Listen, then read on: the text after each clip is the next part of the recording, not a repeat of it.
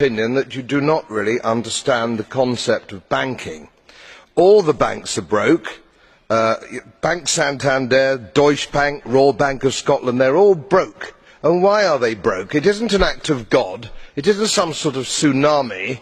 They're broke because we have a system called fractional reserve banking, which means that banks can lend money that they don't actually have. It's a criminal scandal, and it's been going on for too long. To add to that problem, you have moral hazard, a very significant moral hazard from the political sphere. And most of the problem starts in politics and central banks, which are part of the same political system. We have counterfeiting, sometimes called quantitative easing, but counterfeiting by any other name. The artificial printing of money, which if any ordinary person did, they'd go to prison for a very long time. And yet governments and central banks do it all the time.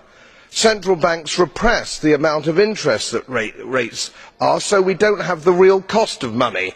And yet we blame the real retail banks for manipulating LIBOR. The sheer effrontery of this is quite astonishing. It's central banks that manipulate interest rates, Commissioner. And plus, underneath all this, we talk loosely, in a rather cavalier fashion, do we not, about deposit guarantees.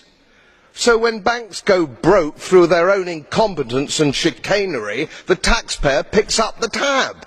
It's theft from the taxpayer. And until we start sending bankers, and I include central bankers and politicians, to prison for this outrage, it will continue.